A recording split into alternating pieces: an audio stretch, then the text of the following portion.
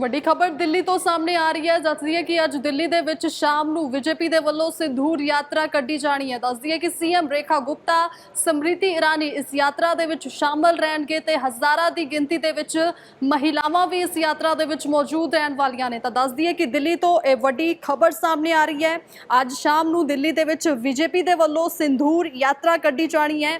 ਸ਼ਾਮ ਨੂੰ ਕਰੀਬ 4:30 ਵਜੇ ਦਿੱਲੀ ਦੇ ਵਿੱਚ ਸਿੰਧੂਰ ਯਾਤਰਾ ਕੱਢੀ ਜਾਵੇਗੀ। ਹਜ਼ਾਰਾਂ ਦੀ ਗਿਣਤੀ ਦੇ ਵਿੱਚ ਮਹਿਲਾਵਾਂ ਇਸ ਯਾਤਰਾ ਦੇ ਵਿੱਚ ਸ਼ਾਮਲ ਰਹਿਣਗੀਆਂ। ਤਾਂ ਜਿਵੇਂ ਕਿ ਦੇਸ਼ ਭਰ ਦੇ ਵਿੱਚ ਬੀਜੇਪੀ ਦੇ ਵੱਲੋਂ ਤਿਰੰਗਾ ਯਾਤਰਾ ਕੱਢੀ ਜਾ ਰਹੀ ਹੈ ਤੇ ਉਸੇ ਤਰ੍ਹਾਂ ਹੁਣ ਦਿੱਲੀ ਦੇ ਵਿੱਚ ਸਿੰਧੂਰ ਯਾਤਰਾ ਬੀਜੇਪੀ ਦੇ ਵੱਲੋਂ ਕੱਢੀ ਜਾਵੇਗੀ। ਦਿੱਲੀ ਦੇ ਨਾਲ ਜੁੜੀ ਇਹ ਵੱਡੀ ਖਬਰ ਹੈ, ਜਿੱਥੇ ਦਿੱਲੀ ਦੇ ਵਿੱਚ ਬੀਜੇਪੀ ਦੇ ਵੱਲੋਂ ਸਿੰਧੂਰ ਯਾਤਰਾ ਕੱਢੀ ਜਾਣੀ ਹੈ। ਸੀਐਮ ਰੇਖਾ ਗੁਪਤਾ ਅਤੇ ਸਾਬਕਾ ਕੇਂਦਰੀ ਮੰਤਰੀ ਸਮ੍ਰਿਤੀ ਇਰਾਨੀ ਵੀ ਇਸ ਯਾਤਰਾ ਦੇ ਵਿੱਚ ਸ਼ਾਮਲ ਹੋਣਗੇ। ਹਜ਼ਾਰਾਂ ਗਿਣਤੀ ਦੇ ਵਿੱਚ ਮਹਿਲਾਵਾਂ ਯਾਤਰਾ ਦੇ ਵਿੱਚ ਸ਼ਾਮਲ ਹੋਣਗੀਆਂ, ਹਿੱਸਾ ਲੈਣਗੀਆਂ। ਤਾਂ ਦੱਸਦੀ ਹੈ ਕਿ ਆਪਰੇਸ਼ਨ ਸਿੰਧੂਰ ਤੋਂ ਬਾਅਦ ਲਗਾਤਾਰ ਹੀ ਭਾਰਤੀ ਸੈਨਾ ਦਾ ਹੌਸਲਾ ਵਧਾਉਣ ਦੇ ਲਈ ਦੇਸ਼ ਭਰ ਦੇ ਵਿੱਚ ਅਜਿਹੀਆਂ ਯਾਤਰਾ ਕੱਢੀਆਂ ਜਾ ਰਹੀਆਂ ਨੇ। ਬੀਜੇਪੀ ਦੇ ਵੱਲੋਂ ਤਿਰੰਗਾ ਯਾਤਰਾ ਕੱਢੀ ਜਾ ਰਹੀ ਹੈ ਤੇ ਹੁਣ ਦਿੱਲੀ ਦੇ ਵਿੱਚ ਬੀਜੇਪੀ ਦੇ ਵੱਲੋਂ ਸਿੰਧੂਰ ਯਾਤਰਾ ਕੱਢੀ ਜਾਣੀ ਹੈ। ਸੀਐਮ ਰੇਖਾ ਗੁਪਤਾ ਅਤੇ ਸਮ੍ਰਿਤੀ ਇਰਾਨੀ ਇਸ ਯਾਤਰਾ ਦੇ ਵਿੱਚ ਸ਼ਾਮਲ ਹੋਣਗੇ।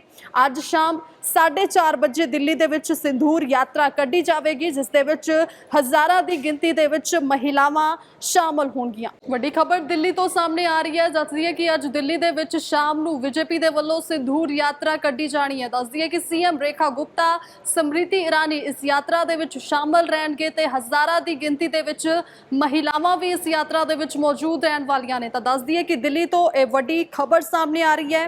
ਅੱਜ ਸ਼ਾਮ ਨੂੰ ਦਿੱਲੀ ਦੇ ਵਿੱਚ ਬੀਜੇਪੀ ਦੇ ਵੱਲੋਂ ਸਿੰਧੂਰ ਯਾਤਰਾ ਕੱਢੀ ਜਾਣੀ ਹੈ।